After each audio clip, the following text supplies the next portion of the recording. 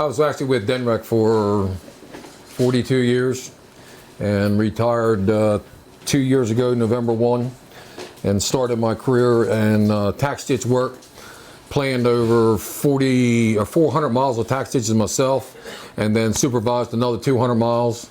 And then we started having to do wetland mitigation work, so I started looking into that to do the mitigation, and then that just led into getting grants from, you name it, we've had grants from it. And just started doing, got out of the tax ditch world and just did wetland and channel restoration projects.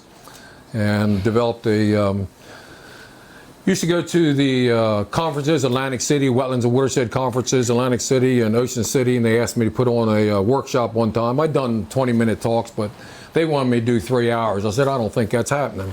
And so we developed this workshop, wetland restoration, construction techniques, things we've learned, things we've seen, things to look at for, and all the et ceteras.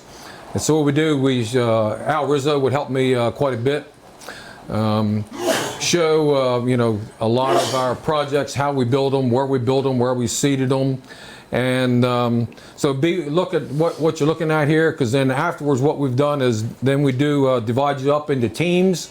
And we have, I've got a wagon back here that has a lot of the amenities that you would use to build a wetland. We've got the plywood there, we're going to lay that out on the floor. We've got a little frame put on there, sand put in there, and a lot of amenities, woody debris, organic matter, animals, critters, bulldozers. And we're going to ask you to build, we'll give you a scenario of an ag wetland ecosystem. And we want you to do, develop a plan for what you're going to build, and then show it to one of us as the district coordinator to sign a project agreement, which is very important. And then we're going to give you, you know, probably 45 minutes, an hour to build your project. When you're done, then we're going to have one of the team members explain to myself and a couple of the other folks what you did, why you did, and we'll critique it, and, you know, we'll go on out. So let's get started. There's only about 300 slides on here, so we'll get through it real fast if this works. Here we go. This happens to be picture I took is right here on one of the wetlands we'll look at later this afternoon. You know, there's got to be a better thing than your tractors in there like that, or these guys that just got one piece of equipment stuck in this, you know, lovely little farmland that, you know, maybe they shouldn't really been there. And, you know, this is a picture I used to have on the wall. You know, that's what wetlands are for, is to fill and dig and do whatever you want. But there's definitely better things to do. You know, ag and wetlands can coexist together. Like I said, I work for the drainage system. The systems sections responsible for planning, constructing, and maintaining tax ditch organizations. For those who don't know, tax ditch is a governmental subdivision of the state. It's actually formed through Superior Court. The tax ditch is granted taxation powers to raise money for construction and maintenance, and they have permanent right-of-ways for that maintenance. This is just a slide. All the green or yellow, whatever that color is, those are all tax ditch watersheds. Delaware has over 2,000 miles of tax ditches, and, you know, provides solutions to, you know, drainage problems such as that. This is actually just about 2 miles over here. It's a little community. There was a ditch run through the back of them. Over time it filled in, and this is what resulted. So we went in and, you know, fixed that up. This is a slide one of our representatives showed us, you know, from long time ago, to ditch diggers. We often joked in the drainage program that when Columbus got off the boat, the first thing he did was grab a shovel and start digging ditches. You know, they've dug a lot of them nice and deep. Even to the point of, you know, mules pulling a wooden scrape to dig ditches. Then we got, you know, more modern with drag line. This happened to be Marshy Hope. And you can see he got pretty serious about it. That's a nice sloppy mess there. You know, like I said, very serious about it. Sometimes things didn't always go the way you wanted them to. Then we got into the more modern era with hydraulic excavators. That happens to be the Kent District down in the Harrington area. Tax ditches have always had a very bad name with the environmental groups and agencies. You name it, and they pretty much hated us. One example would be, this is just a ditch was dug. If you read it, it says that this was a ditch dug for the outlet for a tile system somewhere else to probably drain a wetland area. The tax ditch is one of the first things to do to dig one is you got to clear the area so you get this massive, you know, opening up of woods and destruction. you know, another showing the slides, you know, there's got to be some natural resources impacts there. So probably, I used to say a few years ago, now I got to say probably 15, 20 years ago, we developed a best management manual to try to do more environmentally friendly ditch construction and maintenance. One of the things we did, instead of doing clearing a swath through the woods, was just do one-sided construction where we just work on the, in here, just on the left side. In this area, there was a ditch out in this field, and it used to run back through this woods and all the way back to the main channel. Where instead of doing that, you know, clearing the woods through there, what we did was just when we hit the woods, just dug a ditch down the side of the woods and dumped it into the road ditch, and you know, didn't have to do all the construction through the woods that would have happened in the past. On the back side of this, I don't know whether many people are aware of controlled inlet pipes that let water go from the field into the tax ditch. In this instance, what we used to try to do, whoops, let's get this back. Go back. Don't want to work. There you go. There's a CI pipe, controlled inlet pipe right there. Traditionally, we would set that right to the bottom of the floor of the wooded wetland there and just drain it out because water was bad. Now what we would do is raise that up to the biological benchmark of that wooded wetland and preserve that wetland. We used to always just clear the trees out, so what we did was try to save some of the trees and go through there. With the excavator, the equipment operators at first despised me to no end because it is pretty much a pain in the butt working through there. But once they got used to it, they basically were told this is the way it's going to be. This happens to be in Sussex County, Soccer Rockets public ditch. When we went through there, you know, about 2 months later, you couldn't even tell we were there. Another thing we did was on the side of the bucket, on the V bucket, we welded little tabs on there to put these little grooves in there, and then hand seeded that and to start the vegetation soon.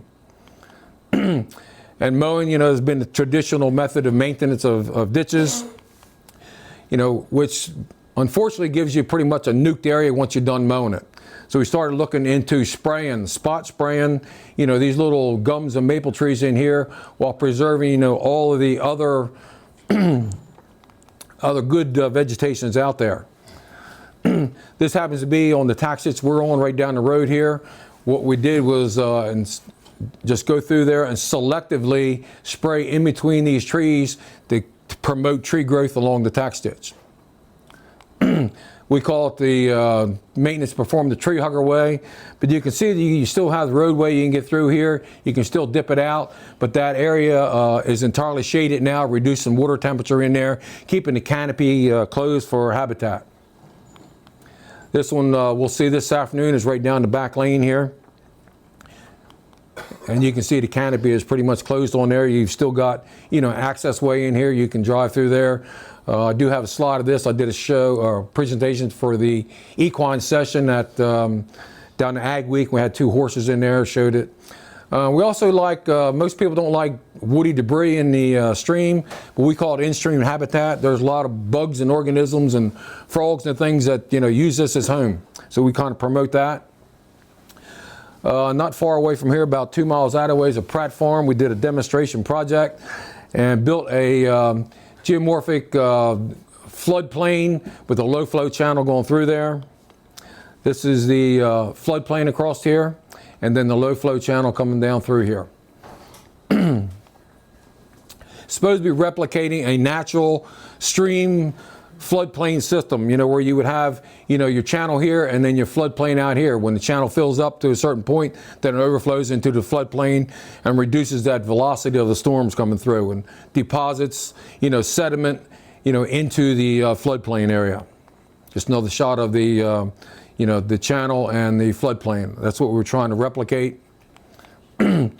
This is down to central Kent County, Haynes property, one of Delaware's, you know, straightest, bestest tax ditches. We did the same thing and built a meandering channel with the floodplain there.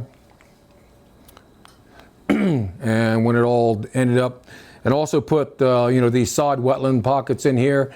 So now any water running off these ag fields, you know, runs into these wetland pockets. There's outlet structures in here that dumps into the channel itself. Same with over here, so that everything is being filtered even before it gets into the channel. This is just another floodplain thing got in there. It's showing that the ditch overflowing and depositing sediment into the floodplain. But what's happened now with a lot of our channels or the tax ditches, when we dug them out and dug the material out here, we put it up here in a roadway, so when the channel fills up, it can't rehydrate the floodplain out there. So we're actually starving the floodplain. So with help from Al Rizzo, U.S. Fish and Wildlife Service down in Sussex, I don't remember the name of this ditch, but what they did was to cut portions in here about 20 feet long, lower it about foot and a half, so that when the side channel, you know, when your tax ditch fills up, that water would flow into the floodplain area. Let's just show you a couple quick, you know, you can see that, you know, there's an indent in here where the water, when this fills up, it'll flow into the adjacent floodplain. Actually, on this one was the first one. They weren't sure, so they went ahead and used GeoWeb just for protection. They've since found out the velocities going across those are not enough that they really need to put the GeoWeb in. What does GeoWeb do? It holds the soil there. It's just it's a honeycomb system, so that when the water goes across there, once you get vegetation in there, it hooks it all right together, and it keeps it from eroding sideways. It's kind of like a bulked up. Pardon? Kind of like a bulked up turf reinforcement. Yeah, yes, yep. And so you can see here, this is the indent there. So this water will rise up and feed the floodplain. I've actually seen some floodplains. Amy Jacobs, when she was working with us, we were touring a couple places, and we looked over here and you could see bare tree roots. And I said, what's that, Amy? She says, that's because you don't have that sediment in there keeping the system filled up, and the organic matter in what was there was just decomposing and leaving the trees just bare rooted.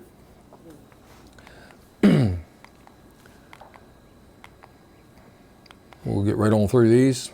There's the final product. This is down central Delaware, Kent County, on Petersburg Wildlife Area. Delaware's ditch here. We worked with the Fish and Wildlife people and wanted to build a 1 acre wetland out in this field. And the object was to take this tax ditch water, run it through a wetland, such as this, run it through the wetland, back and forth, little pools here, back and forth. And this is our high-tech drawing that was done on the workbench over here one night, probably 10 or 11 o'clock at night. And then on this end of it, we put a water control structure to back the water up in there. You know, just trying to treat that water and get it a little better water quality. This is the overview. This was the tax ditch here. And this was just the one field that, it was only a 4 acre field. We were going to dig this thing down probably 3 feet deep. And one night sitting here thinking about it, I said, what am I going to do with all the spoil? Because I didn't want to ruin the ag field there. So I just got to looking at the area and saw that I had this tax ditch that was a Petersburg tax ditch. I planned the system, planned that tax ditch to actually drain this farm field out here and this field. But subsequently with Fish and Wildlife, we actually built this wetland in there. So we really didn't need the tax ditch, so I filled the tax ditch that we had planned, you know, like 20 years ago. And that's the wetland that was in the ag field that we built. This is the tax ditch that we filled. And interestingly enough, behind, let's get this clicker going back, behind this, where the tax ditch was a meadow back here. What we actually ended up doing was blocking a lot of water back here and developed a nice little meadow, like 3 or 4 inches deep of water in there. Really nice, nice area. So this is what the end thing looked like. You know, the water is coming in, it's going back and forth in this system till it gets to the water control structure. That's another shot of it. This is another water control structures on Weber Farm, about 2 miles over that way. In this instance, you know, the water control structures back here, what we did was working with Jack Kelly with NRCS at the time, we realized that there was enough fall between here and a wetland that we'd already built on the project. So we put this diversion tile in here so that when the water, you know, gets backed up by this structure, it goes into this tile, goes around that way, and I think if I remember it's about 700 feet, and ends up in outletting into this wetland system we built. It's coming all the way around there. So there again, we slowed the water down, you know, in the woods area with the water control structure, and then the top of it, you know, diverted that water into this wetland system here. This is what the wetland looks like. So your inlet pipe was coming right in here. So the water flows all through this wetland, and there's an outlet pipe here that dumps it back into the tax ditch. And then down over here was another water control structure, which again slowed it down even more to let the, the idea is with the structure and the water in the ditch is slow it down, let the sediment fall out. The sediment has phosphorus in it. So if you can keep it there in a ditch channel, it's better than just running it straight on down to the Chesapeake Bay. This is Weber Farm again. A good example of a place actually to build a wetland. When we did this, these are all tax ditches. When we did this tax ditch, the thought was to square this field out so you could till it properly. Well, you can see right in the, try this one more time.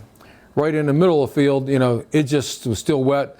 They just could never do anything with it. So we eventually, I'll have more slides of that, but we eventually built a wetland there.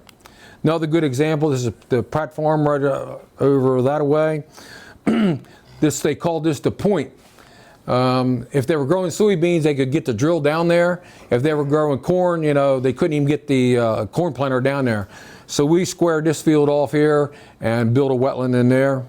Looks just like that when we were done. Looking for clay, you're looking for a material that, will not, water can't penetrate through there. This happens to be Christ the Teacher Church up to Newark, where we built a wetland there. You're looking for that clay material. I'm sure there's some soil scientists in here that, recognize that clay is going to keep the water up there for you. That's some good stuff. Doesn't grow much crops, but it sure holds water. What happens to demonstrate, if you have sand and you pour water in sand, it just goes right on through. You won't hold any wetland. This happens to be a picture of one of the wetland ecosystems that you guys will be building this afternoon. So one of the first thing is developing a plan.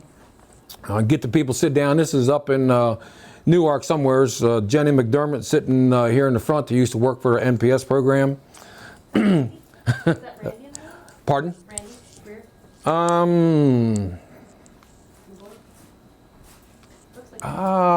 Not sure. I don't know. But anyways, developing the plan. There's Al Rizzo. Amy's in there, and Rob Gannot from Sussex. Any of you know Larry Stubbs? That's Larry planning a tax ditch. I was hoping he's going to be here today, but and working with the landowners, making sure, whether you're doing the ditching project or whether you're putting in a wetland system, make sure, all people, husband and wife. Sometimes you're going to be dealing with the husband primarily. Other times I've dealt, with the wife. She says, just go do what she wants to do. I got things to do. But real important to make sure you deal with both of them, sign a project agreement, which is what we'll be doing this afternoon when you get your plan developed. And we used to just have one landowner sign it, and our attorney said, nope, you get both landowners to sign the thing. Because we don't want to have this is Joyce Weber, and look like Bill, he was down here farmer and said, what have you got me into out here on this project? Depending on the level of the project, sometimes construction plans in the world that I was working in had a lot of leadway. I didn't have to have construction plans for every project. We always said sometimes you need them, sometimes you don't. Pissed off a few NRCS employees when I showed this slide. It wasn't meant to be derogatory, but sometimes you don't need plans. I know NRCS wants plans for everything they do, and that's their policy, and that's fine. Let me see, is Jen there? Did she make it back? I want to see when you, what time is it? There's a clock up there? 11:50. 11 what, 50? You want to go for another 5-10 minutes? Yeah. Okay. That sounds good. All right. In building our wetlands projects, this is basically what people used to call wetlands. They're basically a wildlife pond, square, one side slopes, 3 feet deep, pretty much monoculture. So, we tried to go and look at nature. We didn't like square ponds. We didn't even like round ponds. We didn't like real fine grading. We wanted things irregular shape. This happens to be down to Petersburg Wildlife Area. We were trying to replicate a tree stump with the roots going out. We like them very irregular. And as often as we can with the wetland projects, trying to be simple outlet structures rather than, a complicated, expensive structure. We like to use those type of structures, which actually is sitting right here. This is the outlet structures that we would use. This would be below the ground. We would fill this with concrete so this thing doesn't float. And we would put a riser up, you know, and you can put this riser to whatever elevation you want your water to be. If you kind of mess up and guessed it, you can sometimes take, you know, notch it out to lower the water. Sometimes we can put a larger pipe up here, because without that on there, hydraulically, you really can't get enough water through this 4-inch pipe or 3-inch, whatever it is, to actually fill this. So if you put a bigger inlet on it, then you can start to take advantage of getting the water out of there.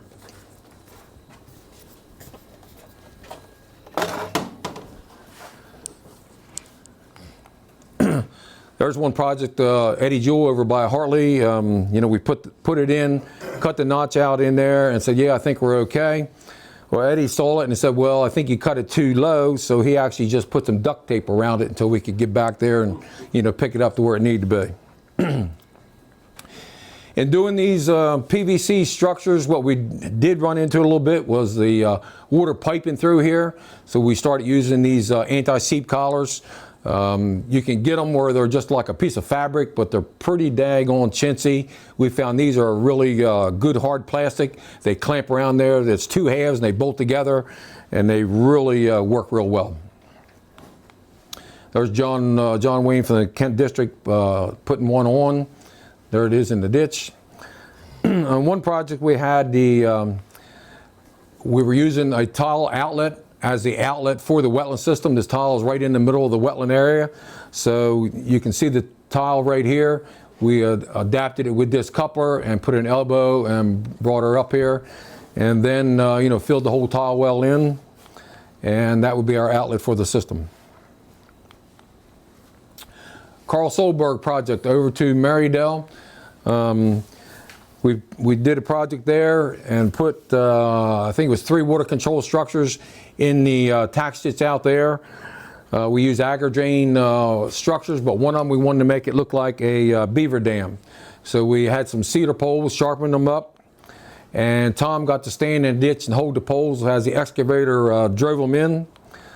And then we took clay and packed clay in there, gathered us up a few cedar trees, and packed the cedar trees in the clay, and it, you know, alternated back and forth, and actually ended up with this beaver dam that actually functioned and appeared to work real good. I haven't seen it for a couple years, but the last time I did see it, this is probably about, this project's probably 10 years ago, it was still functioning very fine. This is Carl Solberg's. We built you know, some wetland pockets out here. There's a water control structure went in here, one down here, and the beaver dam is down in this part of the woods. This is once it filled up with water. This is the lower end of the project. This was a tax ditch right here with the maintenance roadway here. We actually did a corridor change and eliminated this tax ditch and went in here and excavated this maintenance roadway out, and it looked like that. This is the where the tax ditch was. This was the maintenance roadway area. One thing that used to aggravate me a lot, I used to hear, it's a tax ditch, you can't do nothing with it, you got to leave it alone, it's tax ditch. That's bullcrap. You just need to work with the landowner and the tax ditch organization. You are allowed to work in tax ditches. Don't let them scare you away. This is up on Christ the Teacher, just a comment here of making sure, you know, get your grade, make sure you get it, you know, as close as you can. This is one of the projects, we didn't quite get the grade quite right. This is supposed to be a T sticking up here, so in order to get the water down, we actually had to cut the T off, but we made it work. This is up to Christ the Teacher. It's a school up there. Steve Williams asked me to go up and look at their stormwater pond, see if we could do something with it to make it look more like a wetland.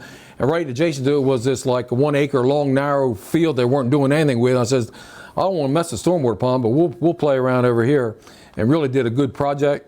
Their parking lot area over here, you know, was drained with pipes coming through. Used to go right on down to the stormwater pond. What we did was go in here and put some channel in here and put flashboards in here and diverted the water from the parking lot this way into the wetland project. It's just showing the box where we connected everything together and dumping it into the wetland system. This is another project over near Marydale where water used to run down here. We built a wetland here. So what we did was put a pipe in here to collect some of that water and get it into the wetland as well. And this is, just the pipe coming into the wetland system. Up near Hodgkinville Tech, we had built a wetland out in this area, and we noticed that this is the wetland we built was right over in this area. Water was coming off the highway, coming down here, going under the fence and through that ditch you just saw. So we said we can't have that because the water was just bypassing us. So we put this pipe under with his elbow there to divert that water into the wetland as well.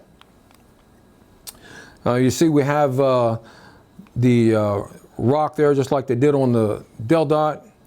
When we're putting in these structures that I showed you, what we would often do is, under excavate it, making a plunge pool there, put some paper in there, put some riprap in there so the water coming out of the pipe, falls in there and the water dissipates the energy so you don't get the erosion that you would if you just let it run straight on through. In our wetlands, we tried to, like I said, it used to be they would just dig square deep ponds and call them wetlands. This is right over Blackiston Wildlife Area, looking around to get an idea what these wetlands really look like. So we found a lot of humps and bumps. You can see the, water interspersed with all the soil and trees in there. This happens to be just down in the woods. Last night when I was looking at these slides, it said, I've been doing this longer than I thought, because Kelvin just the other day turned 33. So I'm like, damn. Just looking at what the natural area, what it is. So we started looking at, microtopography. And getting the equipment operators to give up smooth grading was a real chore. They looked at me like, you've got to be crazy, but we want you to do some microtopography, ups and downs. This is the same place if you add water to it. So you get microtopography, you get different, depths of water. You get different, with that, you get different plants, different species, which is going to promote different habitat, whole diversity all around. And we've got just a bunch of slides, you can see the microtopography. That's what happens when you add water to them. In this case, this is down to, for Sussex folks, Laddie Hoke's property. This little rush plant right there was very fonded by a mallard. She laid eggs in there. Just some more pictures of microtopography and making humps and bumps. Probably trying to, Al Rizzo would always say, it's the pit mound system. Trees fall over, you get a pit in here. This is Emily and Taylor helping me. And the root ball would be a mound. So it's kind of replicating some more of what nature does. Another way we built some microtopography is put some straw bales out there and then excavate some of the material and put it right in there. This is silky dogwood growing on there. I would call this the break and spin method. You take the bulldozer and lock the one side up and just cock it around and throw the dirt up. Real technical. This again was down to Laddie Hoke's. I hadn't been down there. When I got down there, I said, well, I guess we're all building monocultured ponds these days. So we talked the operators to push some of that back in and actually give some topography out there, and that's shot of the same area. To the point I went to visit Laddie one day to look at it, and he stopped me. He says, wait a minute, I'll be right back. He comes back, there's wood ducks up there. Shh, be quiet, we want to go see them. And went up there and took some pictures of his wood ducks. It's a lot better if you can plan where you want your hummocks to see if you can leave them consolidated instead of bulldozing it out and bring the material back in. When you bring it back in, it's unconsolidated and it kind of just melts away. So if you can work around it and leave some of it in its natural state, it works a lot better. We used to like to, and still do, seed the bottom of it a lot of times with Jap millet, and when it rains on it, then you end up with that.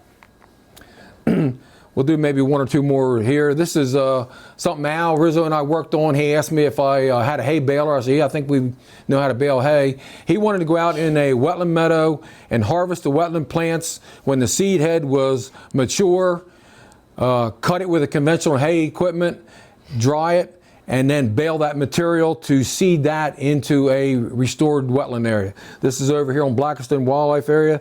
This was this is back in the farm out back.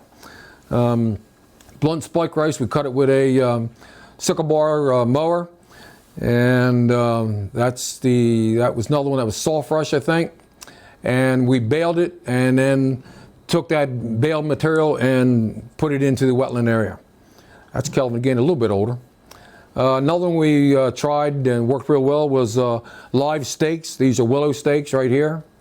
Al said when he was a graduate student, somewheres he was at, and they were taking these willow stakes 2 inches in diameter and sledgehammering them into the bank. He said, well, this is about the stupidest thing I've ever saw. He said he went back like 4 months later and these are trees out there. So it works real good, stabilizes the banks real well, and you can see the leaves starting to grow on the stem there. And I thought Brandy was coming up. That's Brandy when she was a little bit younger. She provides us the opportunity to take a break. And it looks like the opportunity to have lunch. And then we'll come back and finish that, and away we go.